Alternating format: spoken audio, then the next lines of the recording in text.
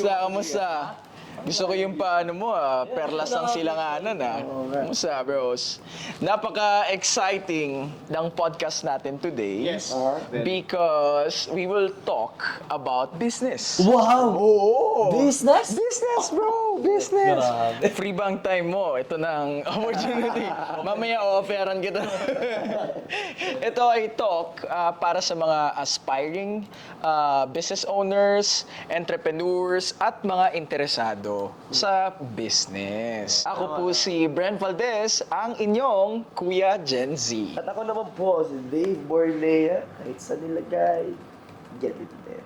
At ako naman po si JR Cilia na galing Laguna pa rin. Yes, and this is your non-spy friend, Nikki Ko, and this is... Ano na, bro? Alright, bros. When you talk about business, ano ba yung pumapasok sa isip niyo? Money making machine. Kaching-kaching. Monkey. Monkey? Grabe. Pero yung show business. Oo. Let's say, tingnan nyo to. Pagkagising nyo sa umaga, pagbukas nyo ng telebisyon, automatic ang makikita nyo sa news, economy. Yeah. Diba? Pagpasok nyo sa office nyo at nag-book kayo ng transportation vehicle, automatic, that's business. Kapag nag-lunch kayo with friends or coffee with friends, kapag ini-swipe nyo na yung card nyo dyan, automatic, that is business. So everywhere you go, Every move you make. every move you make I will ay may follow you. business. Naalala ko yung college professor ko when he told me about wherever you go really, there's business. Whether that's sari-sari store, puninarya, lahat yon ay may business applied. Marketing and business. Ayan. So kaya naman, ano ba yung mga bagay na dapat mong i-consider when opening up a business? Siyempre, unang-una dyan, pipiliin mo yung bagay na mag-nourish sa'yo. Whether that's, kunwari, meron kang isang bagay na talagang natutuwa ka. Whether that's crafts, pastries, sales, business in any form, buy and sell, service, products, kailangan yun yung nagbibigay sa'yo ng, alam mo yun, ng sumisigaw yung puso mo every time na, let's say for us, here, it's showbiz industry, show business, di ba? From the word itself. Wait lang, Brett, parang may pagbabago sa'yo. Talaga?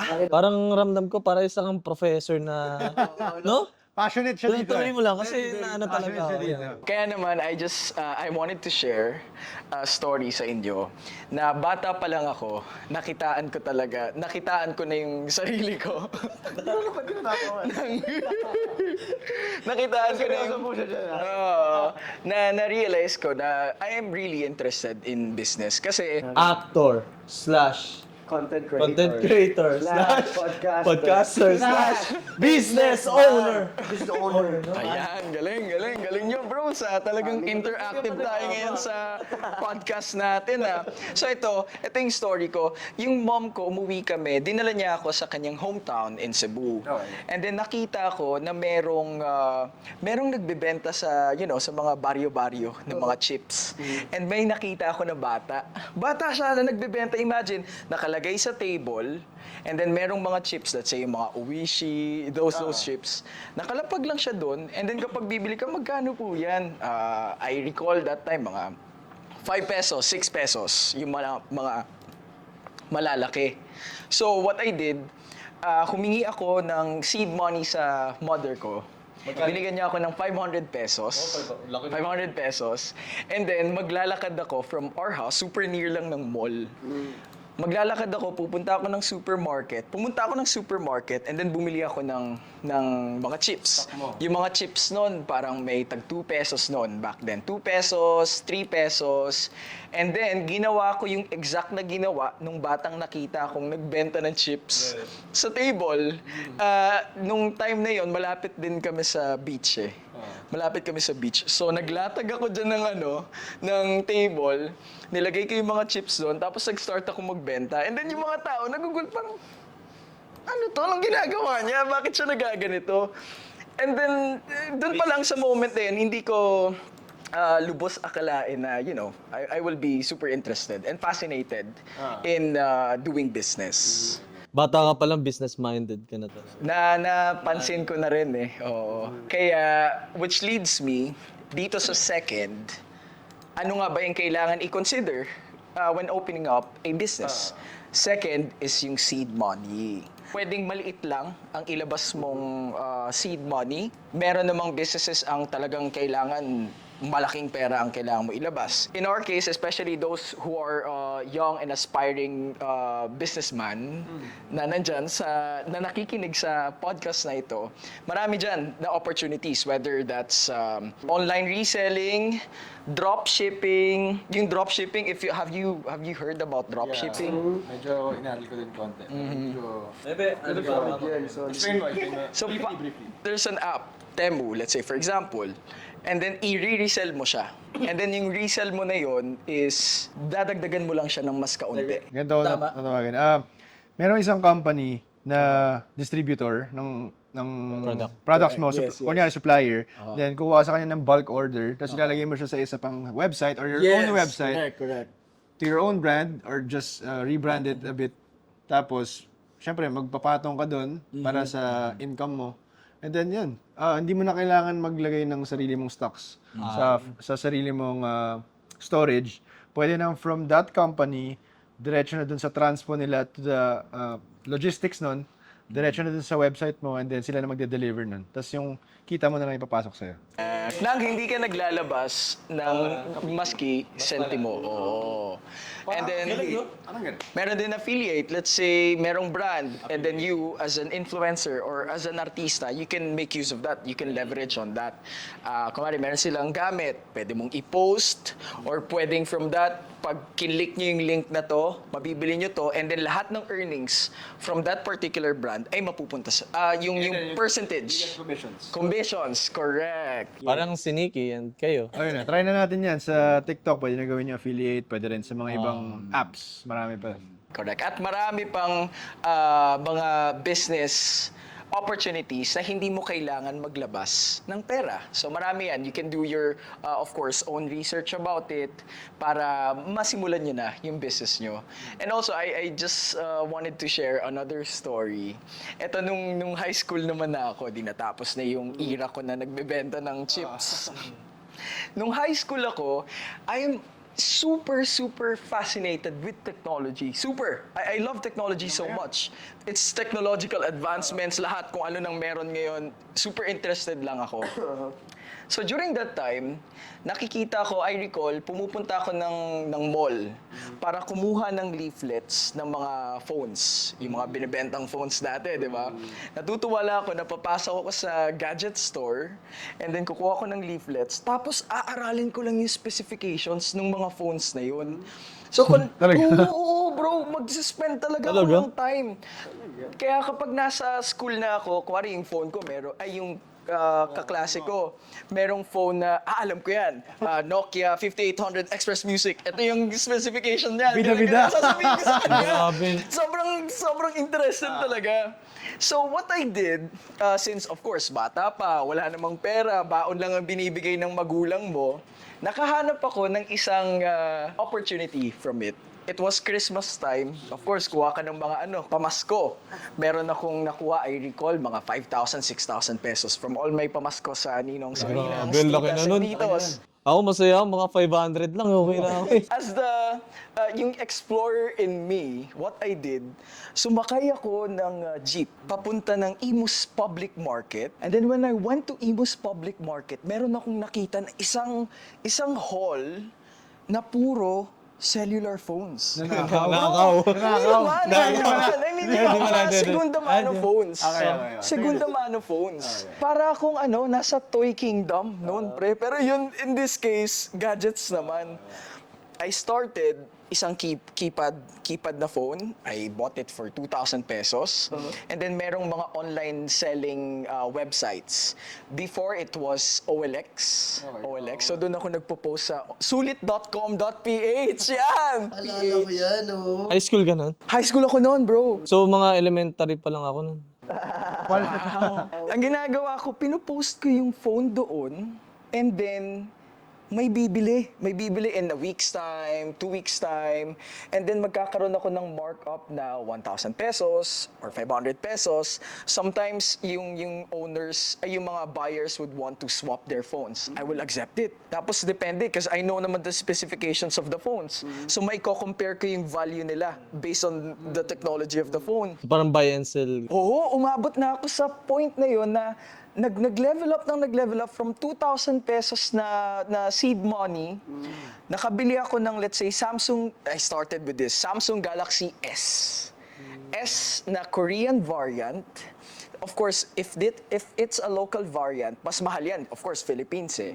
Diba? But if it's Korean variant, mas less. Because meron siya mga native apps from Korea na hindi mo ma-delete. Ganon. So, mas less siya. So, I bought this Samsung Galaxy S for 5,000 pesos.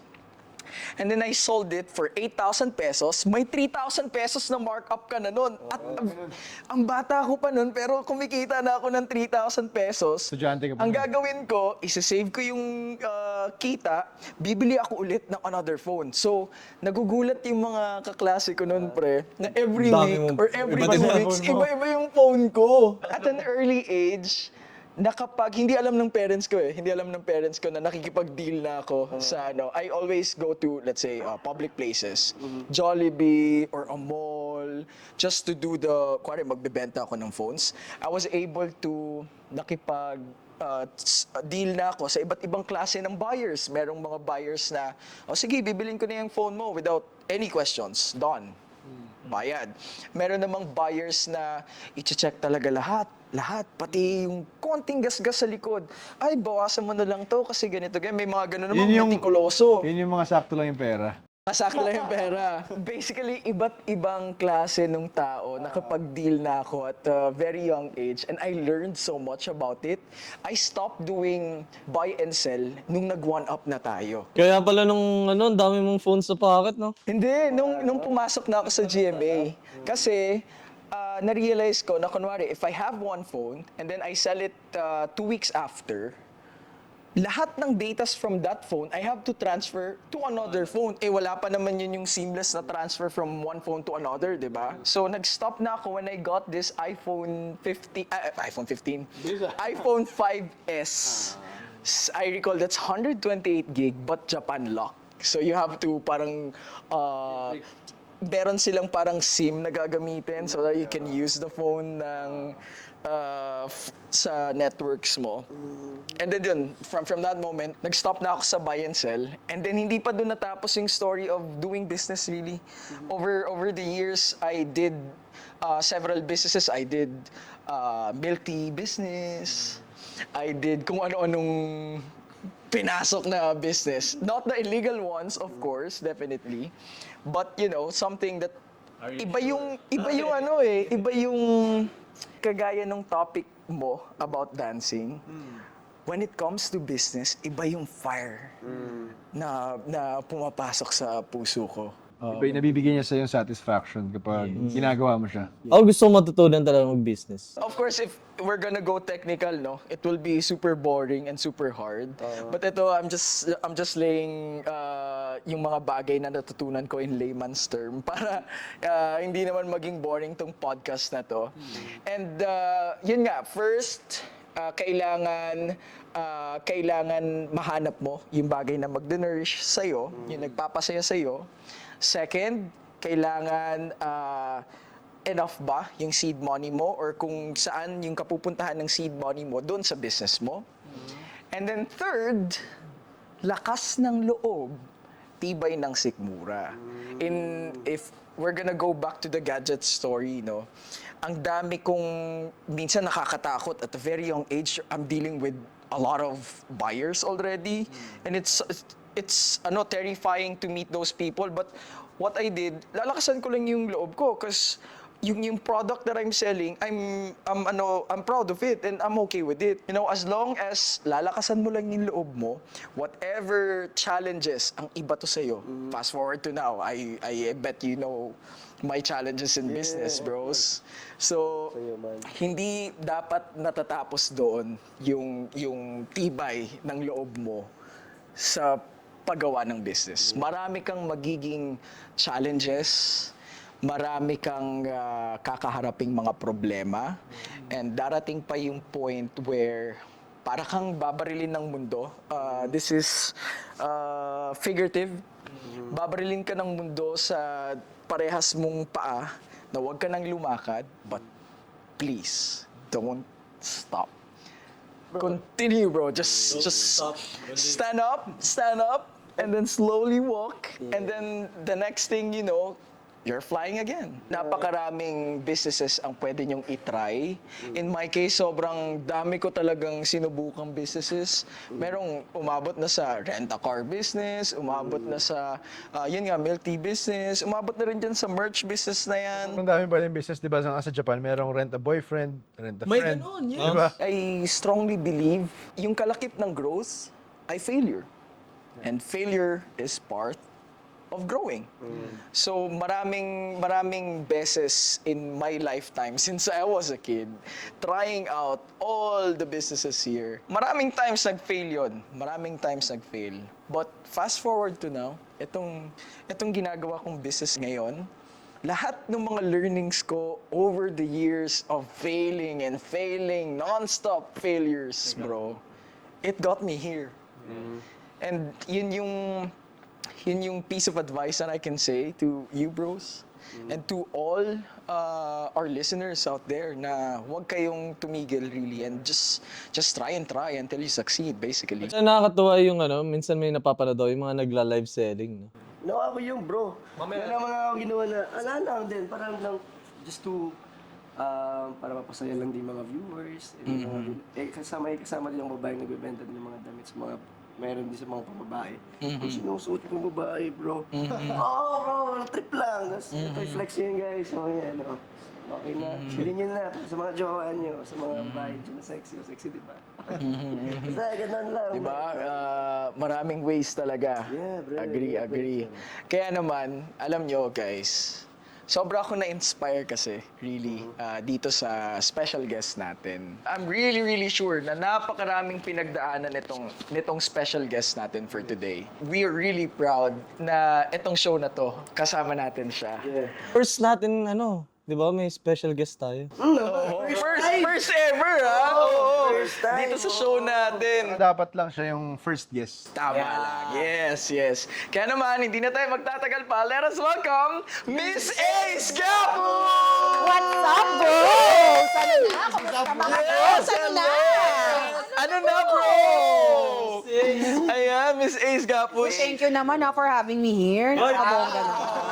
Kayo talaga, nagabalik pa kayo. Last time. Ano na, sis? Oo, it is really an honor to have you in the same Thank seat you, as of us. course. No? And yun nga, just like what I said to my bros earlier, na-inspire ako sa lahat ng mga na-overcome mo. Grabe. In-establish mo ang Sa mga Blogapalooza. Oh, grabe. And you know, kanina, di ba, seeing those awards there. Yun yung nagpapatunay na, wow, marami kang na-overcome na malalaking tidal waves. Super dami Ako nating wala pang award, na-overcome. pero nilulook forward ko na yun. Laban natin yan. Miss Ace, Yes. can you tell us the story of how you established mo itong Blogapalooza? Naku, mahabang kwento to, bros. Pero, paikliin natin. Sige, Okay. sige. Ang Blogapalooza, nagsimula kasi yan, 2011 pa. We were doing events because we had a small community of bloggers. Bloggers pa wala pang term na influencer nun, ha? Yung community na yan, nabuo natin kasi nga kakaunti lang sila dati and they wanted to support each other. Tapos, hinahanap sila ng mga brands. Okay. So we made an event to bring them together. Yun lang talaga nagsimula. And then, syempre, habang nag-grow yung community of creators, dumami na rin yung demand nung mga brand for these bloggers. And that's where we came in because we are a community aggregator. We started as a community aggregator doing events. Yun lang. Wala siyang kahit anong business plan. Wala yung very cerebral. Wala yung very cerebral na, alam mo yun, yung pagpaplano ng negosyo, ganito yung gagawin, ganito. Walang business plan. It was, we winged it. Correct.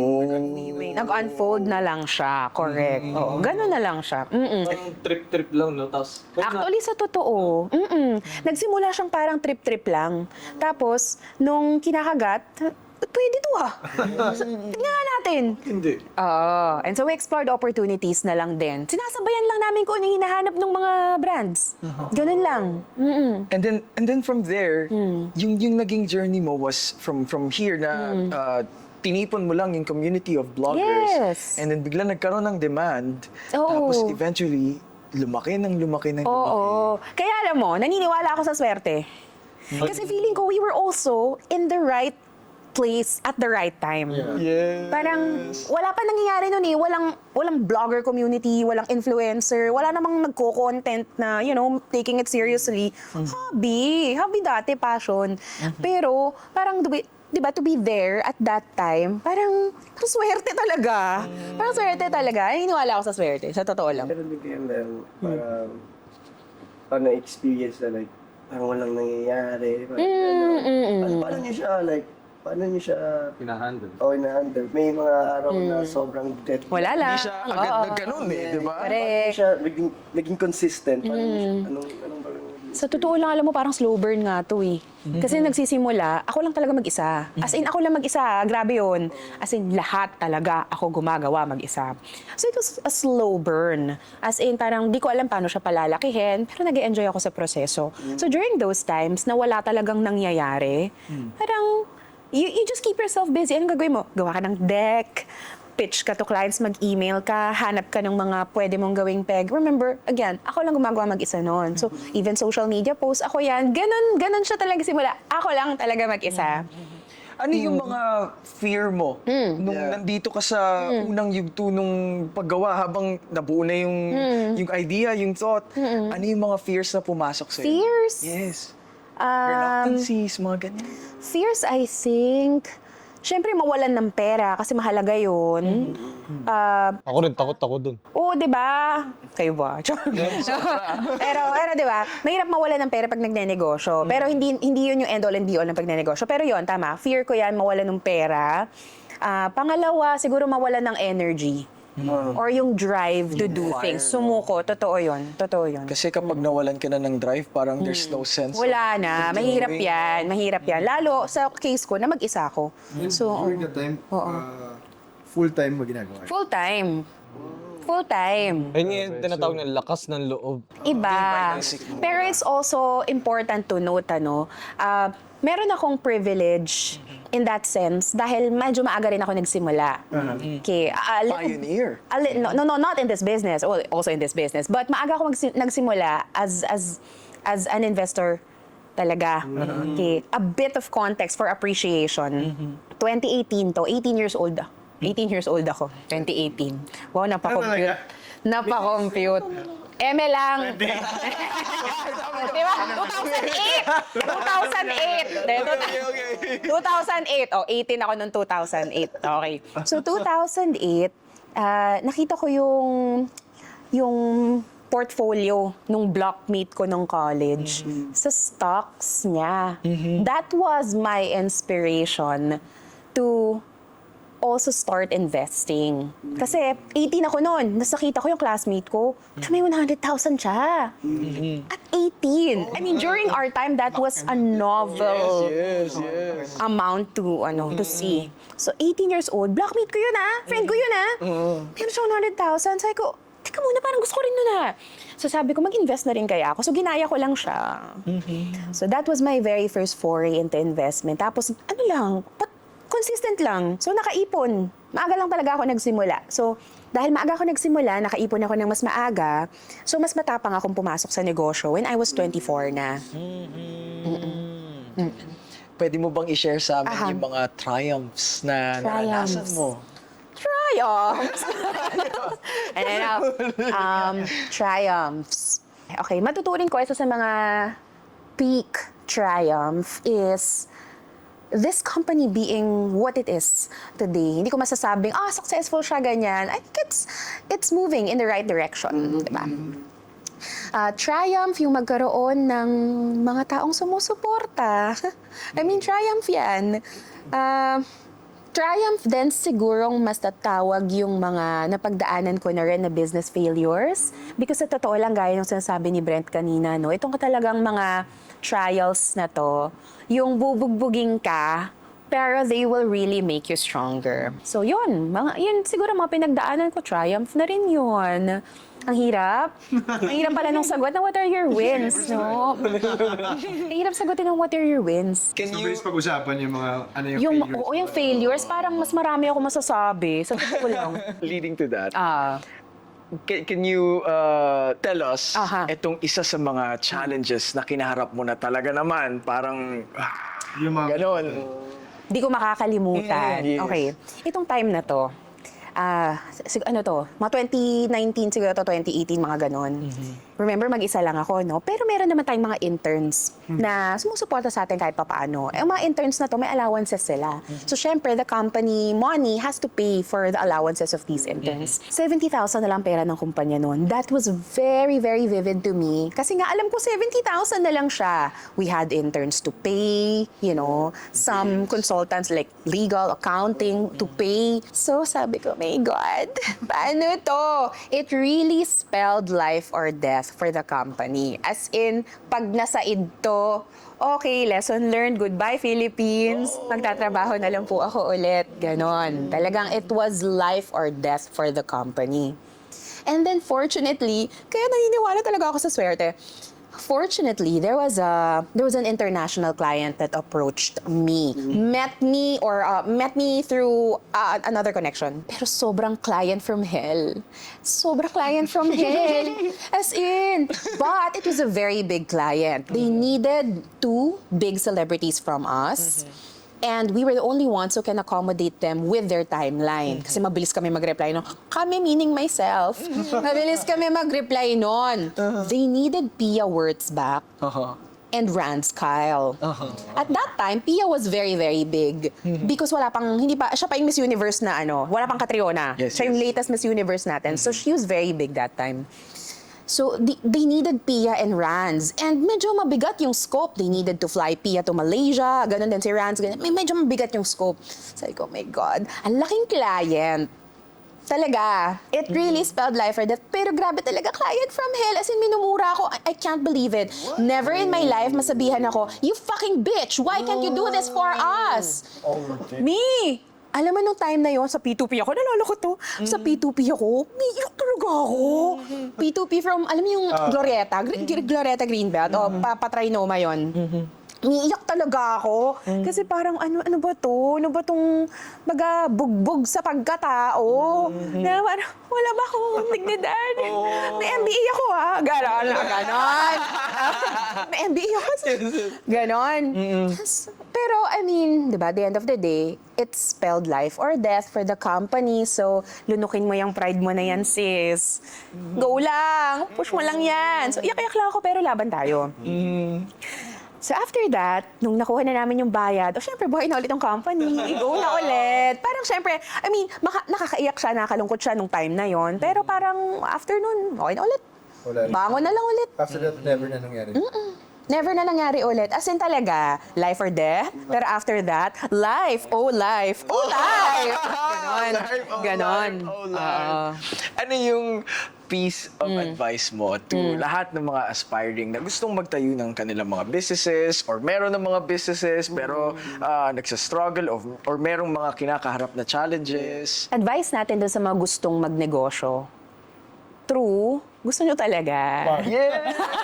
Wag. No, kailangan gustong-gusto mo siya talaga. Kailangan gusto mo siya kasi hindi siya madali. Bubugbugin ka niya in so many aspects, on so many levels. Ite-test yung mental strength mo, physical strength mo rin most of the time.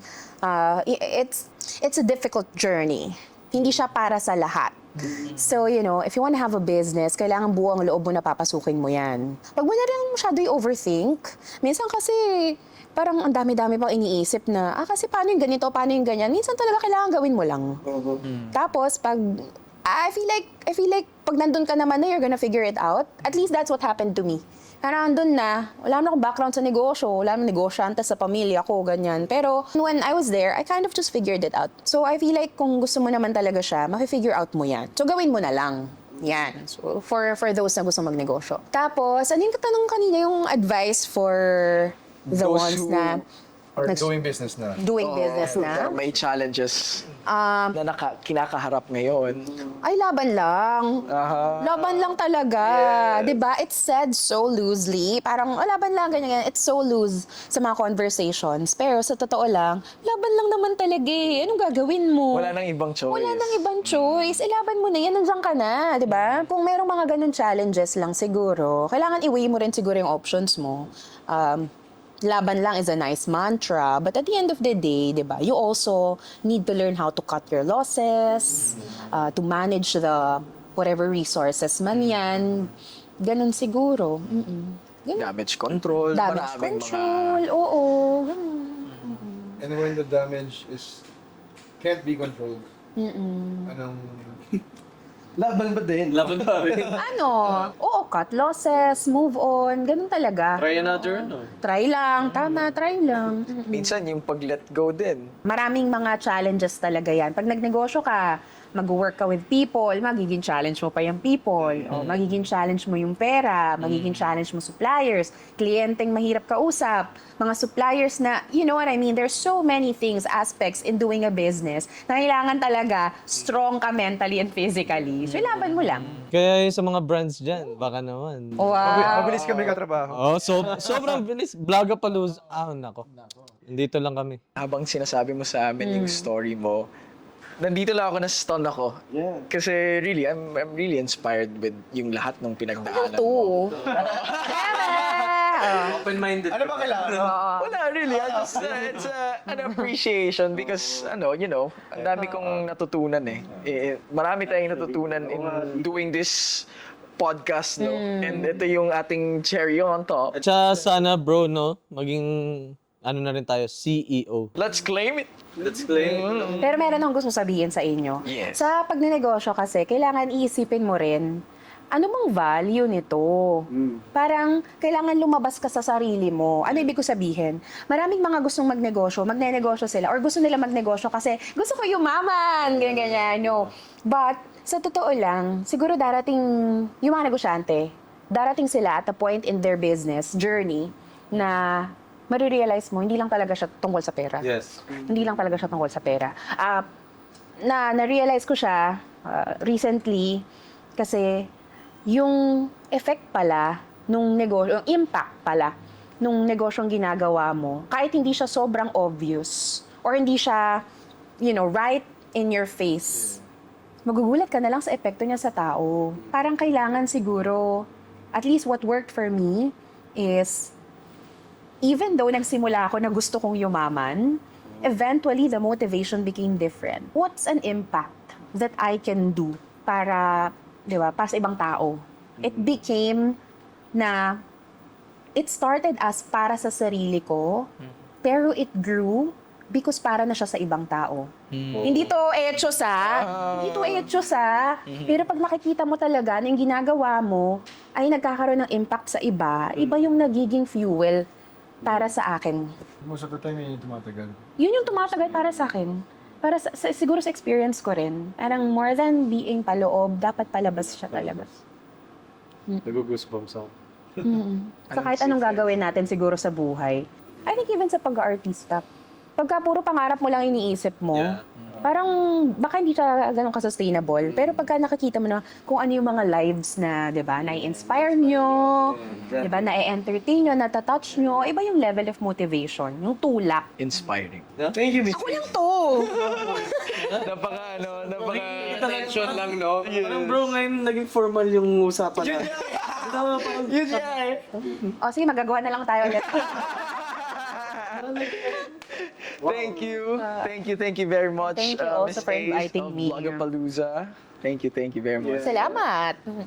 So, magkano yung investment natin? Ay, Parang open-minded ba kayo? Open-minded, yan pala. Na-excite ako mag-business. Ito na yun, this is your sign.